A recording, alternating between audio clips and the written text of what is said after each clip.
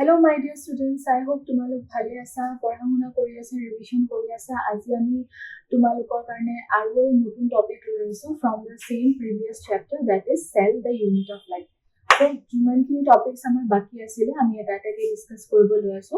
So first we will discuss about cell theory. ঠিক আছে? তো প্ৰথমতে cell theory ডিসকাস কৰিম. Okay.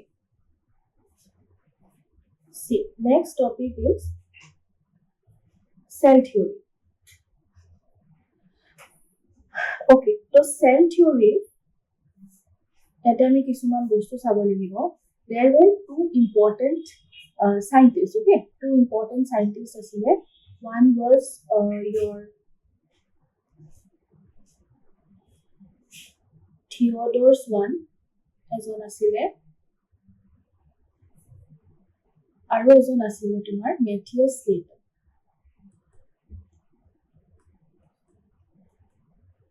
ঠিক আছে? Okay.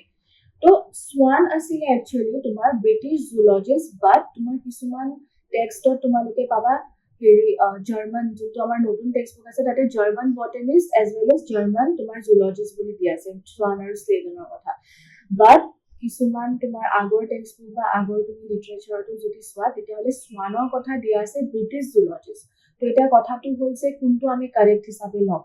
Since tumalokor notun textbookot German zoologist boli dia ase to ami hitue consider kori. So Theodore Swan was a German zoologist. That means the animals er kotha study korisile. And Sladen, Matthias Sladen was a German botanist. German botanist. ঠিক আছে? তো তেওঁলোকে কি ডিসকভাৰ কৰিছিলে, কি study কৰিছিলে, ফাৰ্ষ্টতে স্লেডেনৰ কথা চাও. Sladen was a botanist, so definitely তেওঁ কি কৰিছিলে, প্লান্টৰ বিষয়ে ষ্টাডি কৰিছিলে. So while studying about plants, he found কি যোনটো আমাৰ plant body আছে, প্লান্টৰ যোনটো body আছে, that is made up of certain tissues. তাৰমানে প্লান্টৰ body কিহেৰে বনোৱা থাকিব, it is made up of tissues. আৰু সেই টিস্যু বিলাকক যদি আমি চাও আনকেনে ইউনিট টু কি হ'ব, tissues are made up of cell. So that means we can say the plant body to কিহেৰে বনোৱা হয়, cellৰে. Okay, তো এইখিনি কথা কোনে কৈছিলে, German botanist. Now let us see যোনটো আমাৰ zoologist জন আছিলে যে, that is your Theodore Swan. What did Theodore Swan say? So Theodore Swan is a zoologist asile, so definitely he studied about animals. So the animals er বিষয়ে study korisile, and he studied about animal cells. So the animal cell study korisile. Okay, when he was studying about animal cell, teo ki dekha pale cell tu jeta bhalke observe korile under microscope, he saw that his cell tu চাৰিও ফালে এটা boundary like structure আছে, যোনটো আমি কি বুলি জানো এতিয়া, this is the plasma membrane, right? Plasma membrane বুলি আমি জানো, তো short ke লিখিছো PM বুলি লিখিছো, তো আৰু নৰেন্দ্ৰ মোদী বুলি ভাবি নলবা, plasma membrane, okay, PM short ke লিখিছো. আচ্ছা, এটা সোয়া, তো animal cell or যোনটো boundary আছে, that is your plasma membrane, এইখিনি তেও চালে. Then তেওঁৰ মনত curiosity আহিলে যে ঠিক আছে, animal cell তো মই কম পালো কেনেকুৱা হয় দেখিবলে, let me see plant cell to দেখিবলে কেনেকুৱা. তো ফাৰ্ষ্টতে তেও ভাবিলে যে একে হয় চাগে, but পিছত যেতিয়া তেও চালে under microscope, he saw that suppose this is a plant cell, তো plant cell er বাহিৰত কি দেখা পাবো, plasma membrane, right? Cell or boundary to থাকিব, and then he saw ki eta additional extra layer eta thake plant cell or which is known as your cell wall. Okay, to etu to dekha pale in plant cell, but ei bostu to the animal cell or dekha na pale. That means they was out of curiosity sabo bisarile about plant and animal cell structure, to he found an additional layer outside plasma membrane of plant cell which is known as cell wall. To ei bostu to monot rakhiba, although your Theodore Swan was a zoologist, teo kintu etu bostu discover korisile যে plantor cellot eta additional layer thake which is known as your cell wall.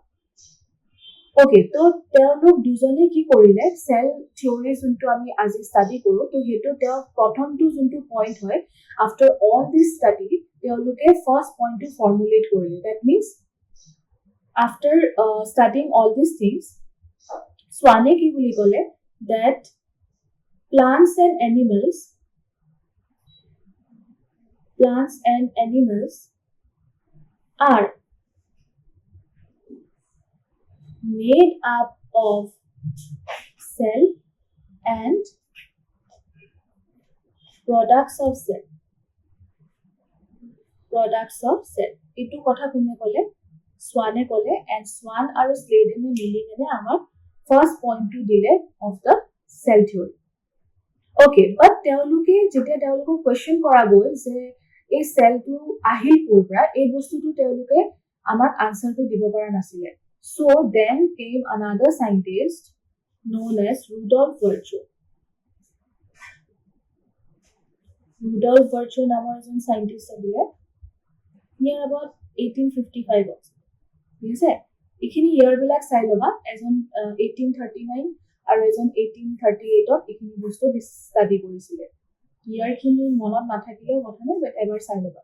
তো Rudolf ভাৰ্চোৱে কি কৰিলে, ক'লে এই বস্তুটো আমাক বুজাইলে যে চেলটো আহিল ক'ৰ পৰা। ছাপ'জ মোৰ ওচৰত এটা চেল আছে, তো এই চেলটোৰ অৰিজিন বা উৎপত্তি ক'ৰ পৰা হ'ব লাগিব, চেলটো সদায় চেলৰ পৰাই আহে। সেই বস্তুটো আমাক ৰুডল্ফ ভাৰ্চোৱে কৈছিলে, বিকজ স্লেডেন আৰু স্বানে সেইখিনি বস্তু আমাক বুজাব পৰা নাছিলে। অ'কে, তো এটা চেল আহে ক'ৰ পৰা, by the process of division, cell division. ঠিক আছে, তো তোমাৰ ওচৰত যদি এটা চেল আছে, সেই চেলটো ক'ৰ পৰা আহিব লাগিব, অলৰেডি এক্সিষ্টিং চেলৰ পৰা আহিব লাগিব। তো এই বস্তুটো কোনে ক'লে, Rudolf Virchow. So' in his language এই বস্তুটোকে তেওঁ কি ক'লে, অমনিছ চেলুলা ই চেলুলা, which means that চেলবিলাক ক'ৰ পৰা আহে, চেলবিলাক আহে from pre-existing cells, আৰু pre-existing cells পৰা আহিলে কেনেকৈ আহিব লাগিব, through cell division। ঠিক আছে, তো এই প্ৰচেছটোকে আমি কি বুলি কওঁ, চেল ডিভিজন। চ' চেল ডিভিজনৰ কনচেপ্টটো তোমাক যদি সুধে কোনোবাই কোনে দিছিলে ফাৰ্ষ্ট টাইমৰ কাৰণে, it was Rudolf Virchow. I hope it is clear. So এতিয়া আমি চাম আমাৰ ফাইনেল যোনটো হেৰি আছিলে, তোমাৰ থিয়ৰী, চেল থিয়ৰী যোনটো আমাৰ ফাইনেলি মডিফাই কোনে কৰিলে, ৰুডল্ফ ভাৰ্চো। ৰুডল্ফ ভাৰ্চোৱে ফাইনেলি মডিফাই কৰি কিনে এতিয়া যোনটো আমি চেল থিয়ৰী পঢ়ো, which has 2 points, so that was given by all 3 scientists. Okay, তো এতিয়া যোনটো আমি চেল থিয়ৰী ষ্টাডি কৰো, সেই চেল থিয়ৰী দুটা ইম্পৰ্টেণ্ট পইণ্ট আছে। First point is all organisms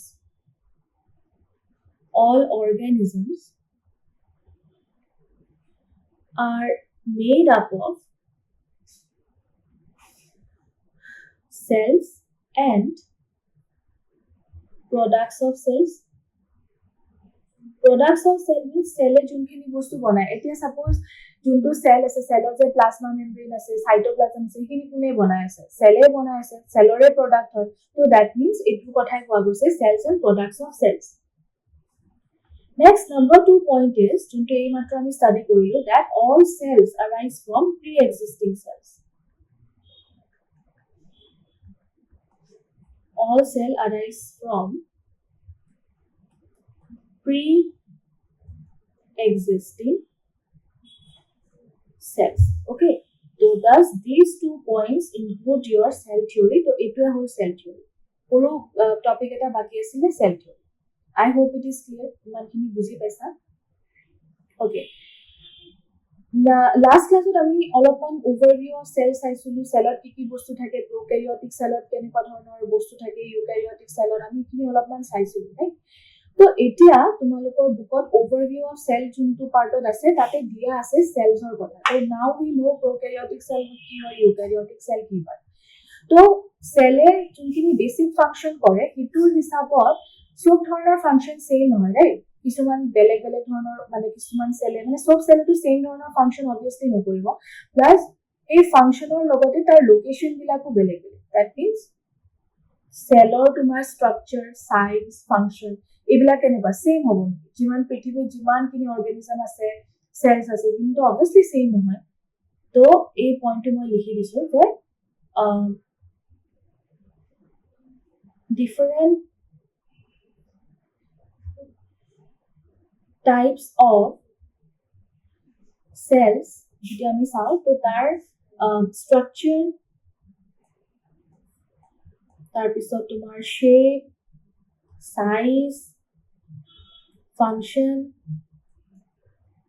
location এইবিলাক কি হয় it varies আৰু কিহৰ ওপৰত ডিপেন্ড কৰে এই ভেৰিয়েশনটো বা ডিফাৰেন্সটো কিহৰ ওপৰত ডিপেন্ড কৰে অফ কোৰ্স কেনেকুৱা ধৰণৰ স্ট্ৰাকচাৰ থাকিব কোড প্ৰেজেন্ট থাকিব তো গোটেইখিনি এটা ইন্টাৰলিংক মানে হেৰি আমি দেখা পাওঁ ফৰ এক্সাম্পল এটা বুকত ডায়াগ্ৰাম দিয়া আছে এই ডায়াগ্ৰামটো চোৱা তো এই ডায়াগ্ৰামটো চোৱা কি দিয়া আছে ইয়াতে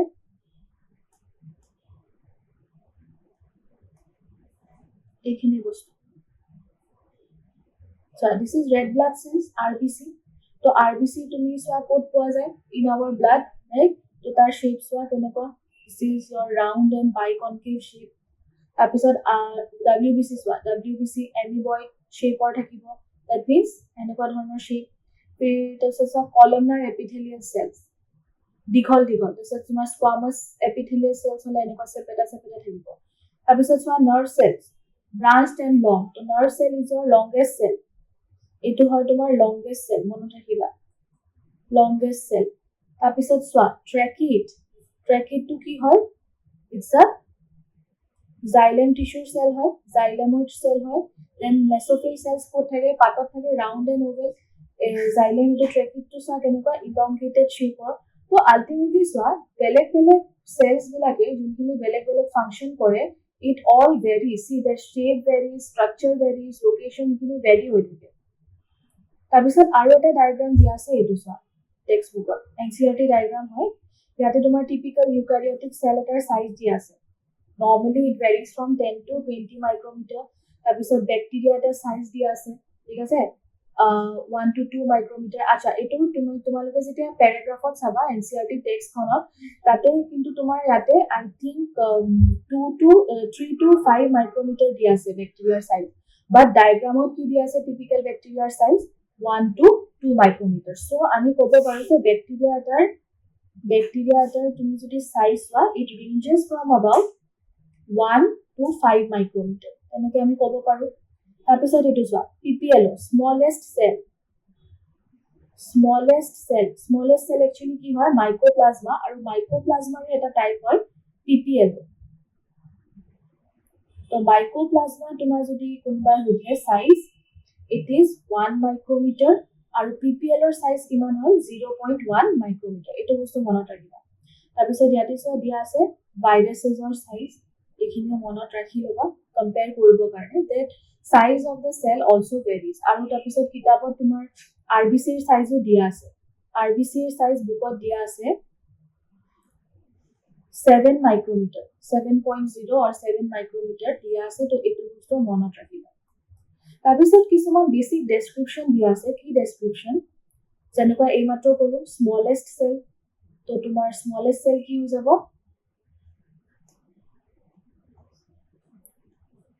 smallest cell is your mycoplasma and specifically তোমাক যদি PPLO বুলিও দিয়া থাকে that is also not wrong what is PPLO pneumonia like organism এটো লিখি দিছো আমি এটো বায়োলজিক্যাল ক্লাসিফিকেশনত ভালকে চাম pneumonia like organism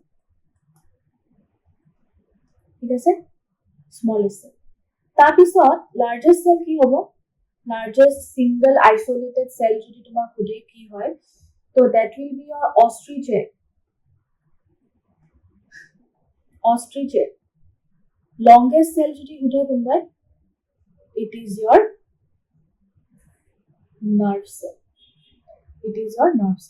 তো I hope ইমানখিনি তোমালোকে বুজি পাইছা এইখিনি কিছুমান ফ্যাক্ট দিয়া আছে তো এইখিনি মনত ৰাখি লবা তাৰপিছত যাতে সাইজ এণ্ড অল এইখিনি আমি ডিসকাস কৰিছো ওকে তো এইখিনি কেতিয়াবা সুধি দিব পাৰে ইউজুয়ালি তো তেনেকে নাহে বস্তু কেতিয়াবা সুধি দিব পাৰে Okay, তো ইয়াতে আমি বেসিক কিছুমান বস্তু ডিল কৰিছো regarding cell the unit of life, একদম বেসিক বস্তু চাইছো। তো যোৱাকালিৰ মানে ইয়াৰে আগৰ যোনটো ভিডিঅ' আছে তো সেইখিনি আৰু এইখিনি মিলাই কেনে আমাৰ বেসিকখিনি কমপ্লিট হৈ গ'ল। ইন্ট্ৰডাকশ্যন পাৰ্টত যিমানখিনি বস্তু দিয়া আছে। এতিয়া নেক্সট আমি ডিছকাছ কৰিম in the next video' about prokaryotic cell. তো আই হোপ ইমানখিনিলৈকে তোমালোকে বুজি পাইছা। So keep revising, keep studying. See you in the next video. Till then, take care and bye bye.